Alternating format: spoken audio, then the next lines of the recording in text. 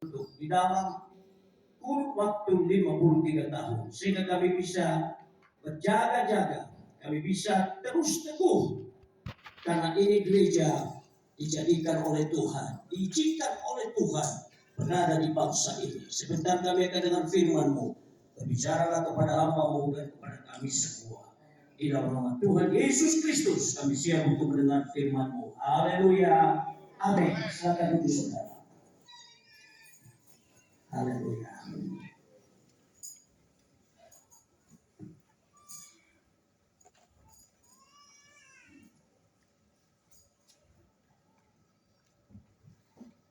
Shalom. Hari ini dalam ibadah kita ini pertama, ini adalah ibadah merenungkan, merayakan hari ulang tahun Gereja Tuhan Indonesia ke-53.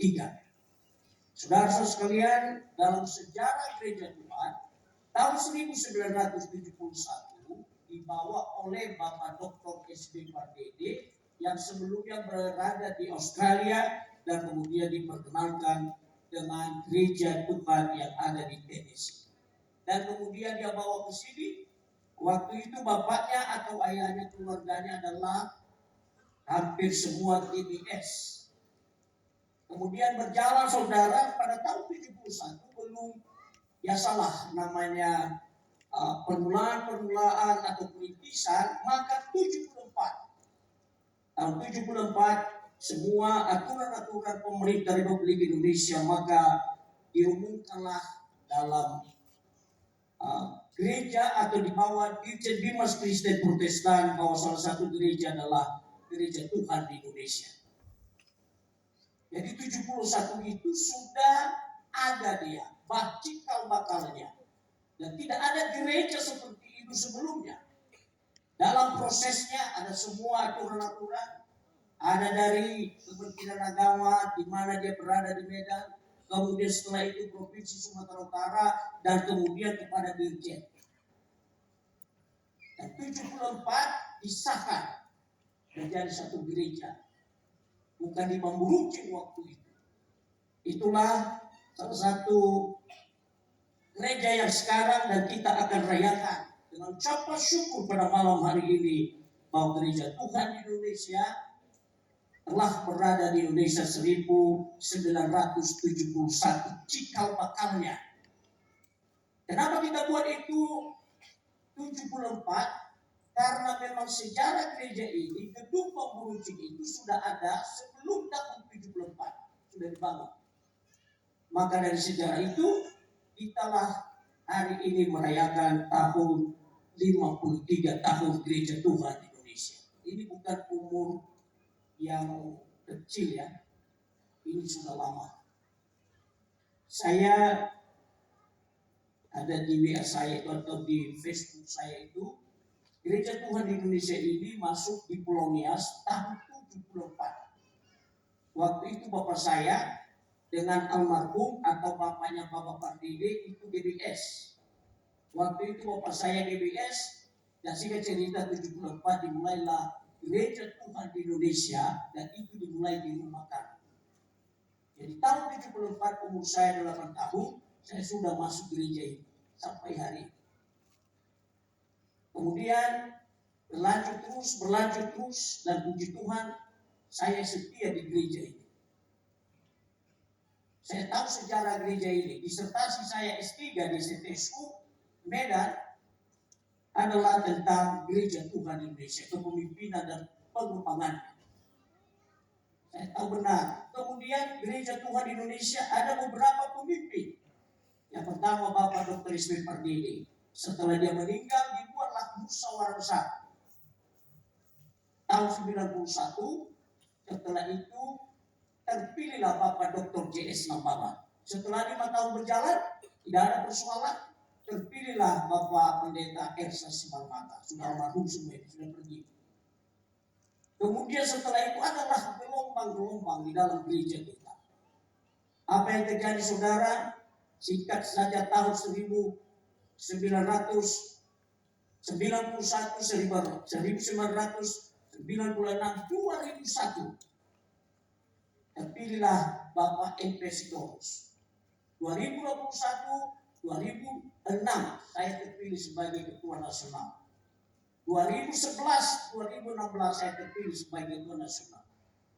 Dalam tata dasar kita, setelah 2 periode turun, dan waktu itu masih lagi dibuat pemilihan waktu sesuai dengan tata dasar kita, tapi saya kalah. Tidak besar jumlahnya dari Bapak Engin Ratu. Dan kemudian beliau itu melaksanakan selama 5 tahun, aman terkendali. Kemudian 2021 dibuat mubes lagi. Dan saya menang.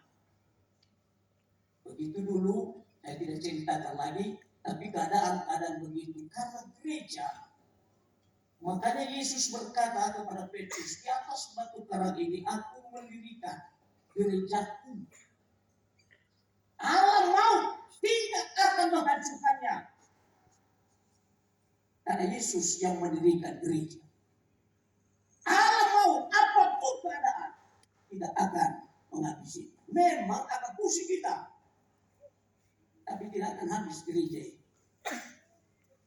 Tidak akan tercorek gereja ini. Maka kita yang berada di sini dalam ulang tahun ini kita bertanggung jawab dengan gereja ini. Pendahulu kita sudah pergi. Ya kadang-kadang juga aneh-aneh saja. Ada waktu itu Bapak SB Pardede, bukan kita ada negatifnya, bukan. Tapi akhirnya memang keluarganya, saya pernah 5 kali di Australia waktu itu berjumpa dengan mami dan anak-anak.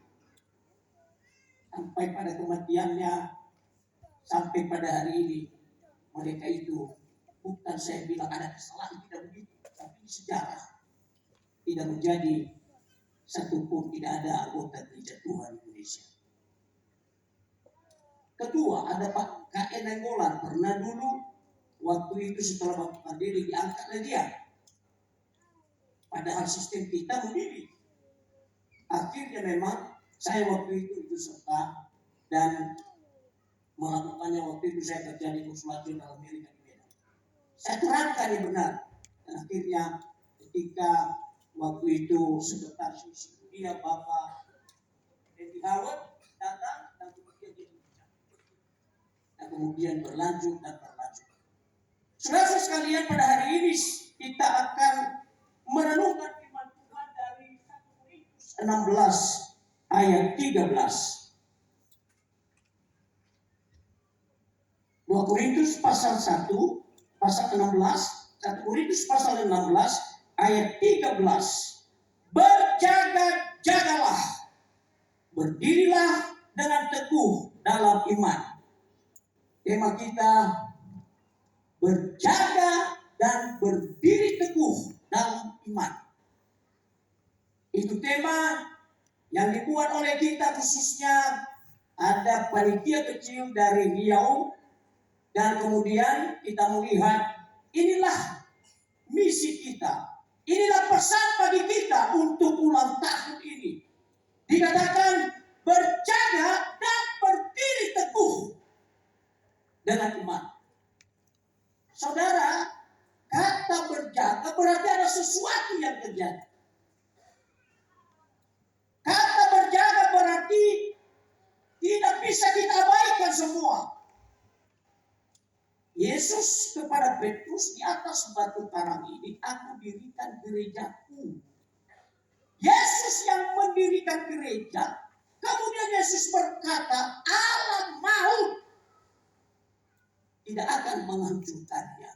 Allah mau persoalan ada terjadi. Persoalan dalam gereja lokal kita ada terjadi. Persoalan dalam tingkat wilayah kita ada terjadi. Bahkan di tingkat nasional. Tapi ingat, saya bagian dari sejarah itu. Bahwa Tuhan tetap ada. Berubah. Hanya persoalan bagi kita yang hidup saat ini. Yang punya kapasitas saat ini. Yang punya peran saat ini. Jangan biarkan peran itu diajukan oleh sesuatu hal atau sesuatu kekuatan. Karena ingat bahwa Allah mau apapun keadaan yang kuat. sekuat apapun, strategi apapun, alam maut dikalahkan oleh.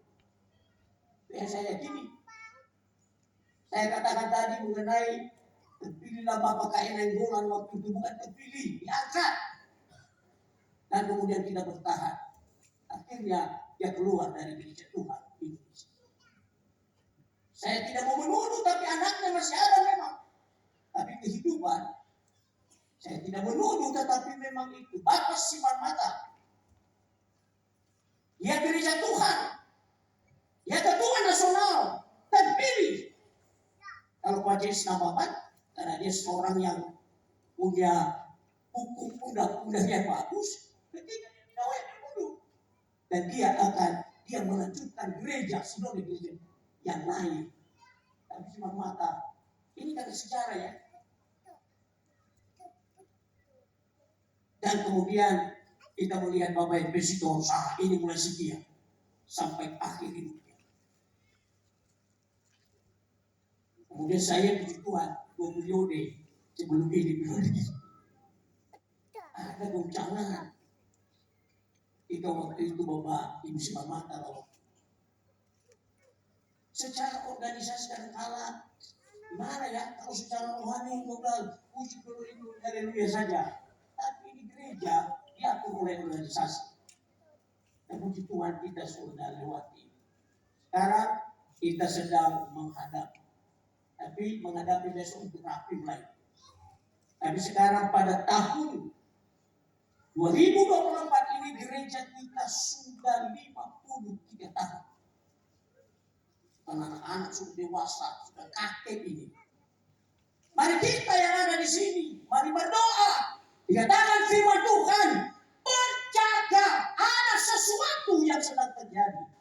Ada sesuatu yang akan terjadi, berjaga, waspadalah. Mari kita artikan ini. Berjaga dengan semua sepertinya. Pertama-pertamanya bagus, pertama-pertamanya begini. Tapi akhir-akhirnya bisa menghancurkan. Saya percaya di tahun 53 ini, 53 tahun ini, saya menyampaikan